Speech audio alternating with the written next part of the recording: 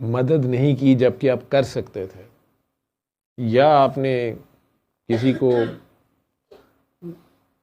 جتا دیا ہے کوئی چھوٹا موٹا احسان کر کے، کوئی کام کر کے، اور آپ کے خیال میں آپ نے اب اس کو جتانے کے بعد آپ پھنس گئے ہوئے ہیں، یا آپ کے بڑوں نے کسی کے بچے مارے تھے تو اب آپ کے بچے نہیں آگے چل رہے، نسل نہیں چل رہی، آپ نے کسی کی بیٹی کو نچایا تھا تو اب آپ کی بیٹی ناچ رہی ہے۔ کاکیوں کے معاملے میں پرٹیکولرلی دھیان کیا کریں۔ نبی کریم صلی اللہ علیہ وسلم جب آخری چند ساتیں ہیں اس دنیا میں، آخری دنوں میں انہوں نے یہ بھی کہہ دیا کہ مجھے تم لوگوں سے شرک کا ڈر ہی نہیں۔ سب سے زیادہ تو نہیں چاہیے تھا نا کہ کہتے کہ یار شرک نہ کرنا، جو مرضی کرو شرک نہ کرنا، کیونکہ وہ گناہ ہے جو اللہ کہتا ہے میں معاف نہیں کروں گا، تو شرک نہ کرنا، یہ اس پہ زور دیتے، یا نماز نہ چھوڑنا، یا روزے نہ چھوڑنا، یا زکوٰۃ ضرور دیتے رہنا۔ یہ تو انہوں نے آخر میں کہہ دیا مجھے تم لوگوں سے شرک کا ڈر ہی نہیں ہے، لیکن یہ مال و دولت کے لیے تم ایک دوسرے کے گلے کاٹو گے۔ لیکن جس چیز پہ انہوں نے آخر میں زور دیا وہ ان کی ساری زندگی کا نچوڑ ہوگا۔ ہمیں ایک جاتے ہوئے گر کی بات جو اگر وہ بتا رہے ہیں، غنودگی میں کچھ تھے لیکن ایک دم سے ہوش میں، تو انہوں نے کہا یار کاکیوں کا خیال کرنا۔ پہلا سوال یار بیویوں کے بارے میں، کاکیوں کے بارے میں کہتے ہیں جیسے جب یہاں سے روح جانے لگتی ہے، جو اللہ کے بڑے بندے ہوتے ہیں انہیں اللہ خود لینے آتے ہیں، یہ شاید دیدار ہوتا ہو، یہ پتہ نہیں کیا ہوتا ہو، اللہ بہتر جانتا ہے، لیکن ایک دم سے انہوں نے اٹھ کے یہ بات کی اور چلے گئے ہیں۔ کبھی کبھی میں سوچتا ہوں ہائپوتھیٹیکلی ہے، اگر قیامت والے دن اگر ہم سارے کے سارے اٹھ کے جائیں اللہ تعالیٰ کے تخت کی طرف، حشر کا میدان سج رہا ہے، اللہ میاں کا دیدار ہونا ہے، اللہ میاں کو دیکھنا، اللہ میاں کیسے کیا ہیں۔ اللہ میاں کہتے ہیں میں نے اپنے چہرے پہ تمہارا چہرہ بنایا، میں نے جب ساری کائنات بنائی، ہر چیز بنا لی، آخر میں انسان سب سے چھوٹا ہے، تو آخر میں انسان صاحب بنائے گئے اشرف المخلوقات۔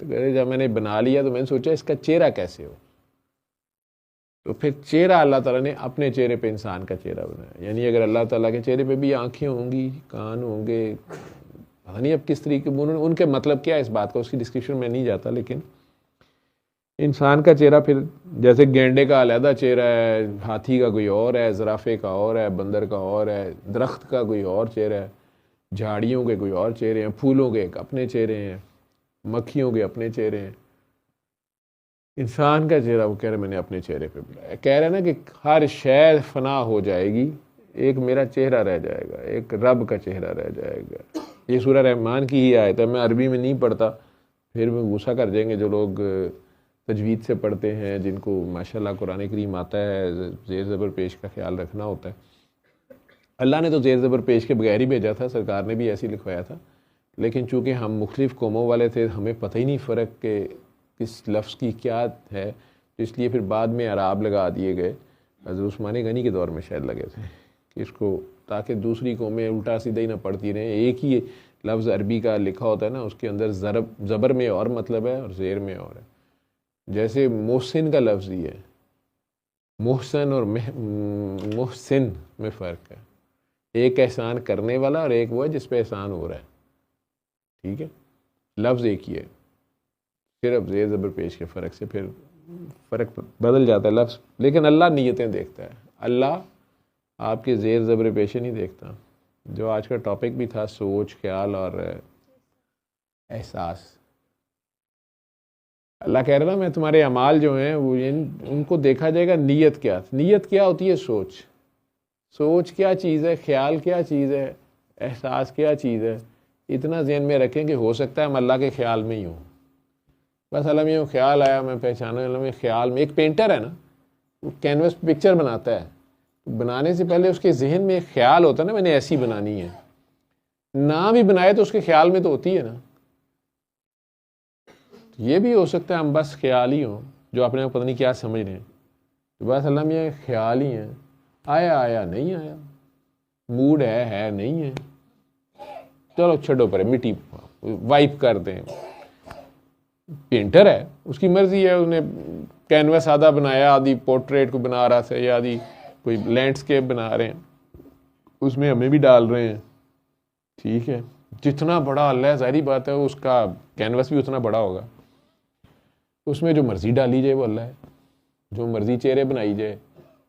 زرافے کو اتنا لمبا گردن دے کے منہ اتنا سا دے دیتا ہے، ٹھیک ہے. ہاتھی کا اتنا بڑا ماشاءاللہ منہ ہوتا ہے. سہیل احمد صاحب ماشاءاللہ ان کے منہ کی بات ہوتی ہے، جو ایکٹر نہیں ہے وہ اتنا بڑا منہ ہوتا ہے، ناک اس کی اتنی لمبی کر دیتا ہے، کان اس کے بڑے بڑے ایسے پردے کی طرح، دم اتنی سیدھی ہے اس کو. حالانکہ عموماً لوگ کہتے ہیں جی ہاتھی لنگ گیا پوچھل رہ گئی ہے، تو بیچارہ ہاتھی پتہ نہیں کہاں کہاں سے گزر جاتا، دم پھنس جاتی ہے اس کی، حالانکہ تھوڑی سی ہے، اپنے کام نہیں ہوتے. ٹھیک ہے. ایک ویڈیو میں دیکھ رہا تھا، اس میں انہوں نے دکھایا ہوا تھا کہ دم بڑی ہونا بھی یہ بھی مہربانی ہے. تو اس میں مختلف جانور تھے، اس میں گھوڑے کی بڑی لمبی سی دم تھی، تو کوئی کتا جو تھا نا وہ بار بار اس کو پاڑ رہے تھے پیچھے سے، اس کی دم کو پکڑ کے دندی کاٹ رہے تھے، پتہ نہیں کیا کرتے. اس نے ٹانگ ماری، وہ گیا ہوا میں چوں چوں کرتا، پھر نزدیک نہیں آیا. وہ پتہ نہیں کسی نے بڑی محنت کی ہوئی ہے. تو کافی اور جانوروں کے پاس بھی، گائے کے بھی پیچھے سے جا کے وہ کاٹ رہا ہے کتا، تو اس نے ٹانگ ماری، وہ گیا. ٹھیک ہے. گدھے نے بھی ٹانگ ماری کہ وہ اڑا دیے کچھ سارے. لیکن وہ افریقہ کی کوئی سین ہے، کہیں وہاں سے لیا ہوا یا کسی مووی سے ہے، اس میں کتے نے اچھل کے جو ہے نا ہاتھی کی دم کو منہ میں ڈال لی ہے. اب وہ اس کے ساتھ لٹکا ہوا ہے، ٹھیک ہے، وہ بےچارا ٹانگ بھی تھوڑی سی ہلا رہا ہے، کبھی ادھر کو بھاگ رہا ہے کبھی ادھر کو بھاگ رہا ہے، نہ وہ دلتی لگ سکتی ہے اس کو، ٹھیک. اور وہ آرام سے لٹکا ہوا ہے اس کے ساتھ، اس کی دم کو دندی کاٹ کے. کئی کتے بڑے پیڑے ہوندے نے، دندی باڑ لین چھڑ دے نہیں، بڑے بڑے ہاتھی تا لیندے نے.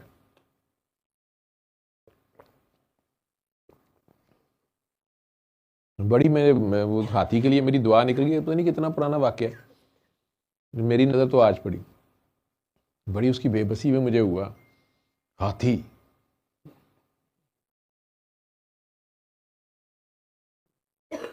وہ بیچارہ بے بسی سے کبھی ادھر کو بھاگ رہا ہے، وہ چھوٹا سا کتا ہے، وہ لٹکا ہوا ہے اس کے ساتھ، وہ چھوڑ نہیں رہا.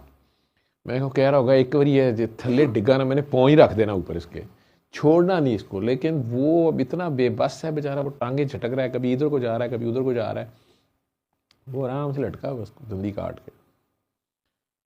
خیر کہاں تھے ہم؟ کینوس، خیال. میں آپ لوگوں کی اصل میں ہاتھی کے لیے دعا نکلوانا چاہ رہا تھا. ایک ہاتھی نو کتے نے دندی وڑ لی ہے، پتہ نہیں لگا لوگوں لیکن بڑی گئی ہے.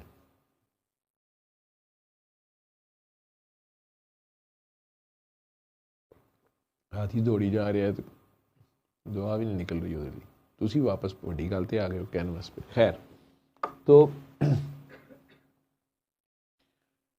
اللہ کہتے ہیں مجھے خیال آیا کہ میں پہچانا جاؤں. میں اکیلا تھا، خیال ہے اللہ کا، اس خیال کی پھر انہوں نے پلاننگ کی ہوگی، ارادہ کیا ہوگا، ایسے کرنا ہے ایسے کرنا ہے ایسے ہونا چاہیے، اور پھر عمل ہے اسے ایکسیکیوٹ کر دیا.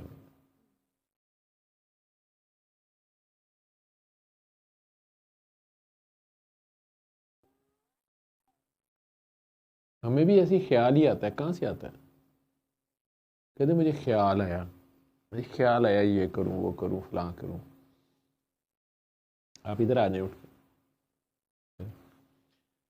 تو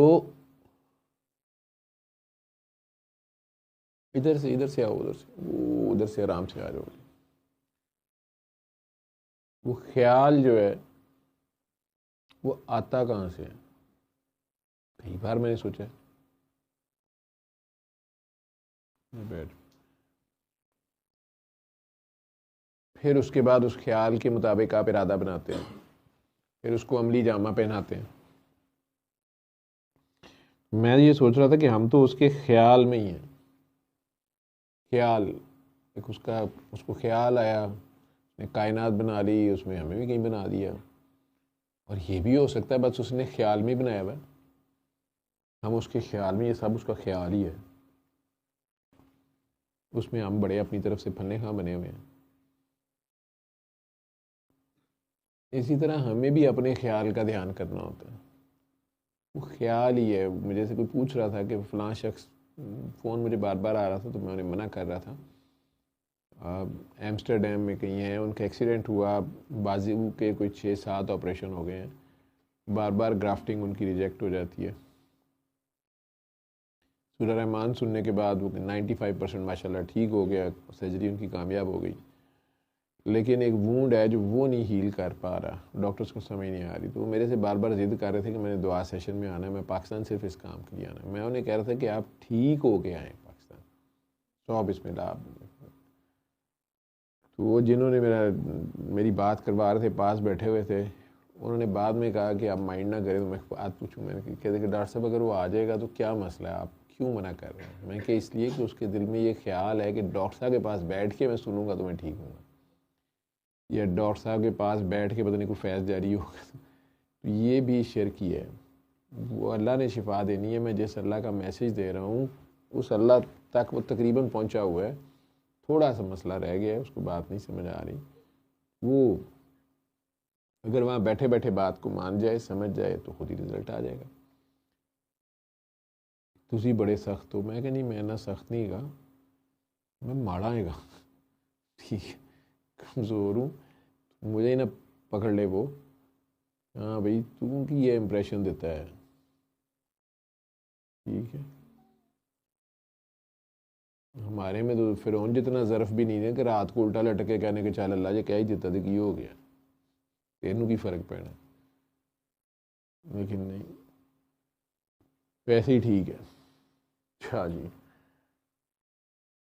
وہ خیال اور سوچ جو ہماری ہے اسے بھی ہم نے پاک رکھنا ہوتا ہے. وہ پاک اس میں صرف اللہ رہے. یہ ہوتا ویسے سوائے عشق کے یہ پاسبل نہیں ہوتا. میں نے یہ دیکھا ہے، آپ کو کسی سے عشق ہو جائے، مجازی ہو، دنیا کی کسی بھی چیز سے، کسی بھی انسان سے، کسی بھی مقصد سے، اگر تو آپ کو عشق ہو جائے، آپ کو اس بندے سے پیار ہو جائے، تو آپ بس اسی کا سوچتے رہتے ہیں. اس کے علاوہ کوئی ہوش ہی نہیں ہوتی. آپ کو پتہ ہی نہیں ہوتا آپ نے کھانا کھانا ہے، نہیں کھانا ہے، سونا ہے، نہیں سونا، کس کام کو کیا کرنا تھا. کئی ضروری کام تھے وہ سب بھولے ہوتے ہیں. بس اسی ایک کام کیا، اس ایک انسان کی آپ کو لگن لگی ہوتی ہے. وہی یاد ہوتا ہے اور کوئی یاد نہیں ہوتا. یہ عشق میں ہے پاسبل. اس عشق میں اگر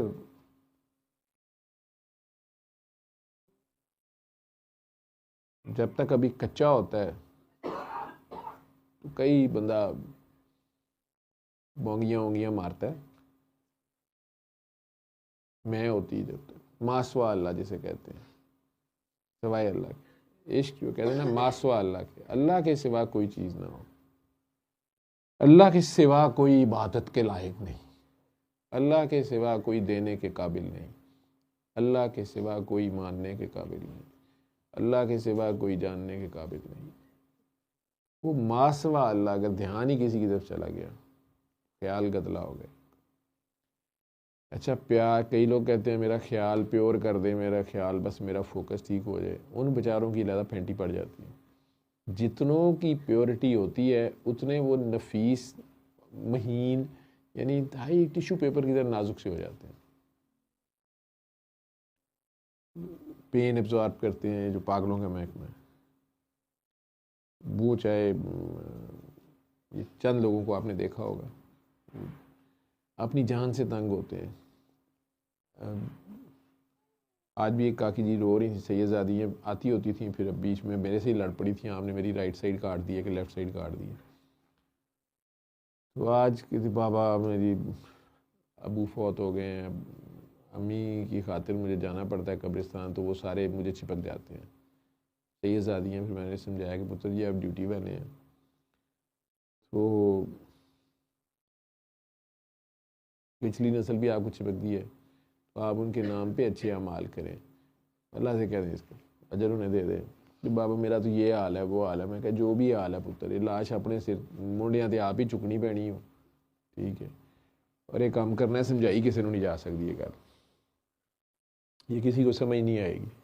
پھر میرے ساتھ لڑائی تھی کہ وہ میرے آپ کے پاس بیٹھ کے پھر کیوں سکون آتا ہے. میں کہا بیٹری تیری چارج ہو جاتی ہے بعد پھر تو جا کے کام تے لگ پینی ہے. اور میں کی کرا.